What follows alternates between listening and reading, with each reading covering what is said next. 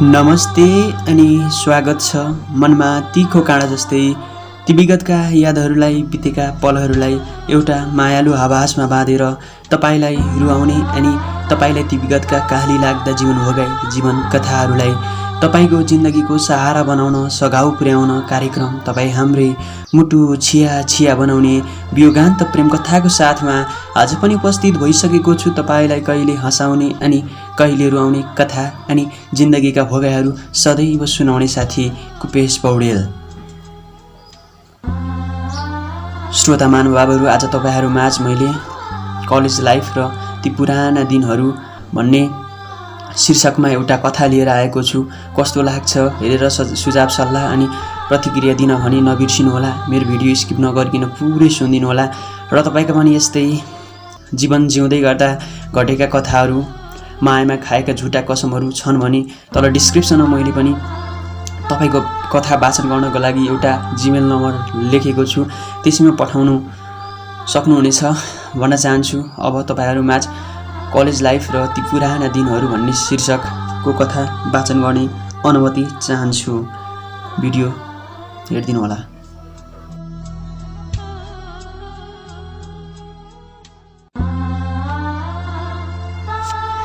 गाउँघरतिर सरकारी विद्यालयमा पढेर सेकेन्ड डिभिजनमा पास हुनलाई राम्रै मानिन्छ। एसएलसी परीक्षामा म सेकेन्ड डिभिजनमा पास भएँ।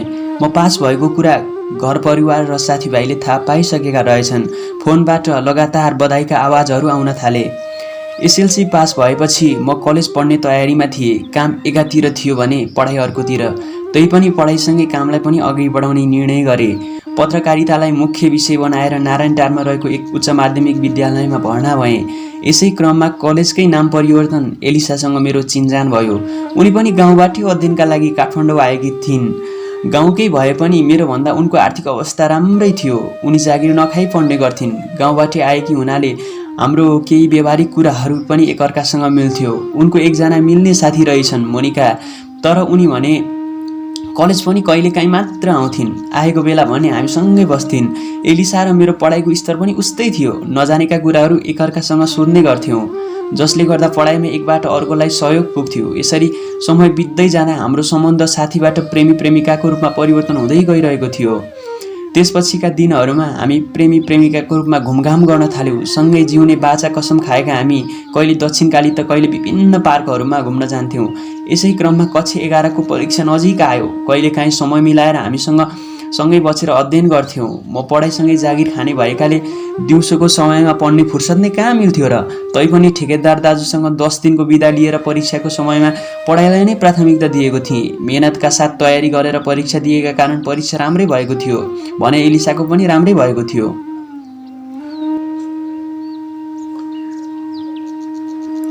समय बित्दै जाँदा हाम्रो प्रेम सम्बन्ध पनि प्रगाढ हुँदै गयो। कक्षा 11 को परीक्षा पश्चात कक्षा 12 सुरु भयो। काम गर्दै पढ्दै गरे पनि पढाइमा म अब्बल नै थिएँ। शिक्षकको नजरमा पनि अनुशासित र जेहेन्दार विद्यार्थीको रूपमा गनिन्थे। पढाइसँगै जागिरलाई अघि बढाएका कारण कक्षा 12 मा मैले नेपाली पढ्न नभ्याउने भएँ। तर म ढुक्क थिएँ एलिसाको नोट पढेर भए पनि पास हुन्छु भन्नेमा। कक्षा 12 मा पनि मेहनत र सोचे अनुरूप परीक्षा राम्रै भयो। परीक्षा पश्चात एलिसा जापान जाने भन्दै भाषा सिक्न लागिन्। आफू भने उही पुरानै काम। कहिलेकाहीँ म भन्थेँ, एलिसा यदि तिमी जापान गयौ भने मलाई भुल्छौ होला है। मेरो यस्तो भनाइ सुन्ने बित्तिकै ऊ मेरो मुख थुनिदिन्थी र भन्थे, के भनेको यस्तो धत, कहिले मैले तिमीलाई भुल्न सकुला र। तर मेरो मनमा भने कता कता डर उत्पन्न भइरहेको थियो। यदि उनले मलाई भुलिन् भने मेरो अवस्था के होला।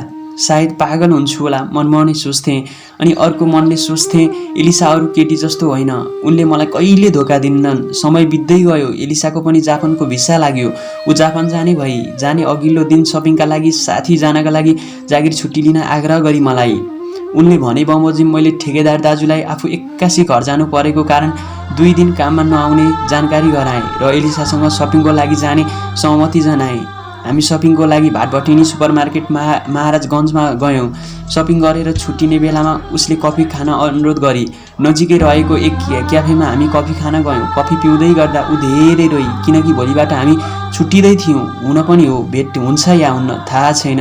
त्यो दिन उसले कफी भन्दा बढी आँसु पिएकी थिए। जे भए पनि समयको खेल ठान्दै आफूलाई सम्हाल्दै र उनलाई सम्हालिन आग्रह गर्दै क्याफेबाट बाहिरियौँ र आफ्नो डेरातर्फ लाग्यौँ। भोलि बिहान 10 बजे एयरपोर्ट बिदाई गर्न जाने शर्तमा।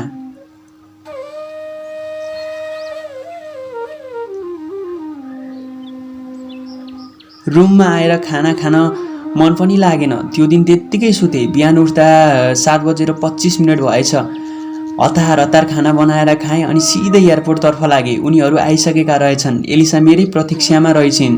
त्यहाँ उसले मलाई कलेजको मिल्ने साथी भनेर मम्मी बुवालाई चिनाई। के बेर बसेपछि एलिसाको आँखाभरि आँसु खसाल्दै बिदाईको हात हल्लाउँदै एयरपोर्टभित्र पसी।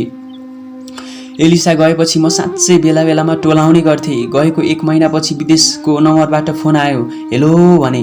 उताबाट एलिसाले के छ खबर भनी मैले भने बाँचेकै छु। त्यो दिन साधारण कुराकानी मात्र भयो। उसले आफू एकदम बिजी भएको बरु फेसबुक एकाउन्ट खोल्न र फोटाहरू अपलोड गर्न आग्रह गर्दै फोन राखी। त्यो समय आफूलाई फेसबुक एकाउन्ट खोल्न आउँदैन थियो। नजिकैको साइबर गएँ र 20 रुपियाँ तिरेर एकाउन्ट खोलेँ। एलिसालाई रिक्वेस्ट पठाएँ। 2 र 4 वटा फोटा पनि अपलोड गरेँ। 2-3 दिन रिक्वेस्ट एक्सेप्ट नै भएन। 5औं दिनको दिन एक्सेप्ट भयो। उनी अनलाइन रहेछन्। धेरै बेर म्यासेज मार्फत कुराकानी भयो।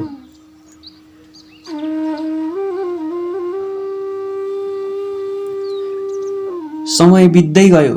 2073 चैत 29 गते उनी जापान गएको पनि 1 वर्ष पुगेछ। तर त्यसपछि उनी फेसबुकमा पनि कम आउन थालिन्। गफ गरे पनि सोधेको प्रश्नको जवाब मात्र दिने उनको म प्रतिको व्यवहार परिवर्तन हुँदै गएको अनुभव मैले गर्न थालेको थिएँ। फेरि सोच्थेँ व्यस्त भएर होला। जे होस् समय बित्दै जाँदा उनी छुट्टीमा नेपाल आउन लागेको जानकारी मलाई गराइन्। उनको त्यो कुरा सुनेर म धेरै खुसी भएँ। म आफ्नो प्रेमिकालाई भेट्न पाउँदै थिएँ। वैशाख 9 गते उनी जापानबाट काठमाडौँ आइन्। मलाई भोलिपल्ट फोन गरिन्। म उनलाई भेट्न गएँ। चाबहिलको टिफिन होममा भेट्यौँ। बसेर खाजा खाँदै कुराकानी गऱ्यौँ। उनले जापानमा नेपाल जस्तो फुर्सद नहुने र फोन गर्न अनलाइन बस्न समेत समय नहुने कुरा बताइन्। मैले पनि उनले जे भनिन् पत्याउँदै गएँ। किनकि आफू विदेश गएको भए पो नपत्याउनु। यस्तै गफ गर्दा गर्दै बेलुकाको 6 बजिसकेछ। खाजाको पैसा मैले तिरेँ। दुवैजना बाहिर निस्कियौँ। आफू 25 दिनको छुट्टीमा आएकाले सबै आफन्तहरूसँग भेटघाट गर्नुपर्ने बाध्यता भएका कारण जाने दिन मात्र भेटघाट गर्ने बताउँदै त्यहाँबाट ऊ बिदा भई। तर उसले मलाई ढाँटेकी रहेछ।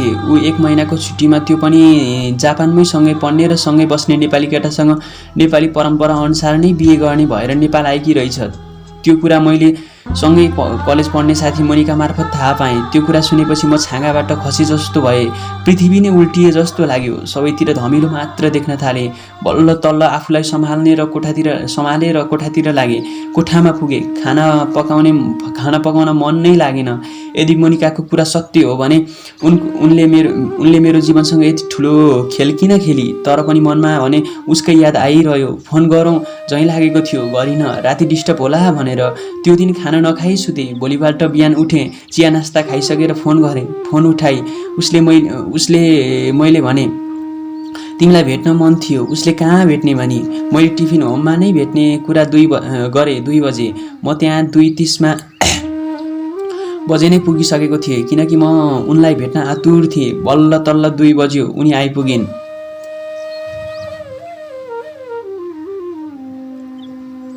खाजा खाँदै गफ गर्दै थियौँ। मैले मोनिकाबाट थाहा पाएको कुरा उनलाई सुनाएँ। उनले त्यो कुरा स्वीकार मात्र गरिनन्। उल्टै मलाई तिमी जस्तोसँग जिन्दगी चल्दैन। तिमी यही नेपालमै दुःख गर्छौ। कति कमाउँछौ र? यहाँ के पाइन्छ? उता सब थोक छ। इज्जत, पैसा, जीवन सब थोक छ। त्यसैले मैले मेरो भविष्य सोच्दै जापानमा सँगै पढ्ने केटासँग बिहे गर्ने निर्णय गरेँ भनिन्। अनि हाम्रो माया प्रेम हामीले खाएका ती कसमहरू बिर्स्यौ? ती त सबै वैषमा गरिएका भुल थिए। अहिले म बुझ्ने भइसकेको छु। त्यसैले यो निर्णय गरेँ। उनको जवाब सुन्दा मेरो आँखाबाट आँसुका बेल बगिरहेका थिए। उनले दिएको धोकाले भन्दा बोलेका शब्दले मेरो मन धेरै दुखिरहेको थियो। त्यसपछि उनी केही बोलिनन्। बरु ब्यागबाट बिहेको कार्ड निकाली र मेरो हातमा थमाउँदै बिहेमा जसरी पनि आउन भन्दै त्यहाँबाट निस्केर आफ्नो बाटो लागि। म निशब्द भएँ। जिउ पुरै पसिनाले भिजेको थियो। दिमागले पनि आधा मात्र काम गरे जस्तो लाग्यो।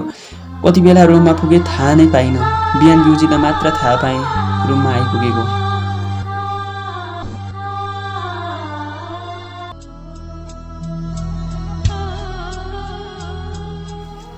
कथा कस्तो लाग्यो सल्लाह सुझाव प्रतिक्रिया दिन नभुल्नुहोला र फेरि एकचोटि भन्न चाहन्छु मेरो कथा मन पर्छ भने लाइक कमेन्ट सेयर र सब्सक्राइब गरी मलाई साथ दिनुहोला भन्न चाहन्छु र तपाईका पनि यस्तै जीवन जिउँदै गर्दा घटेका कथाहरू छन् भने मलाई पनि तपाईको कथा वाचन गर्ने मौका दिनुहोस् न।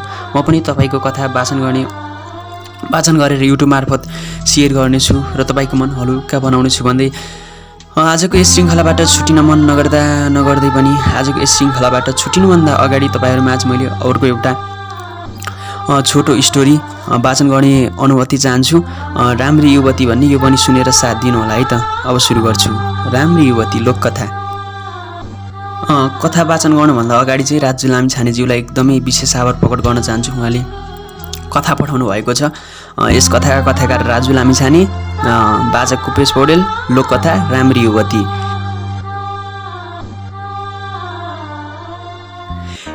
एका देशमा अचम्मै राम्री एउटी युवती थिइन्। गाउँ शहरमा उनको रूप र जिउडालको राम्रै प्रशंसा हुन्थ्यो। जवानहरू उनलाई पाउन भुत्तुक्कै हुन्थे।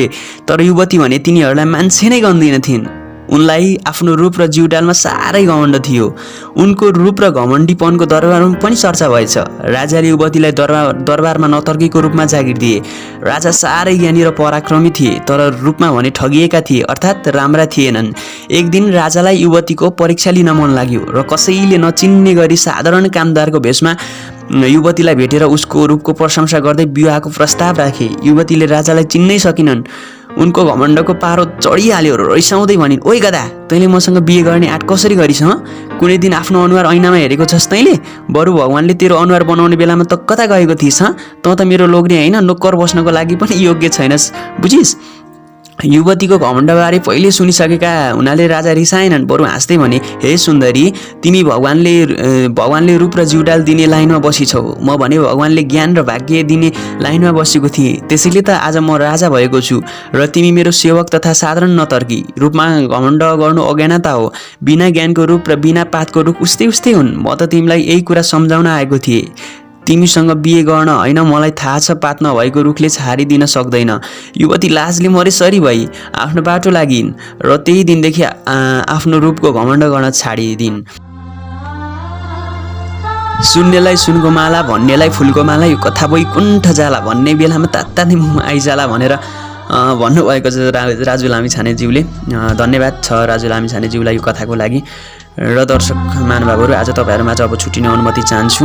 मेरो कथा एकदमै सेयर गर्नुहुन्छ भन्ने आशा पनि गरेको छु। अब छुट्टिने अनुमति चाहन्छु। बाबाई, शुभ दिन, शुभ रात्रि। सबै कुन बेला हेर्दै हुनुहुन्छ है।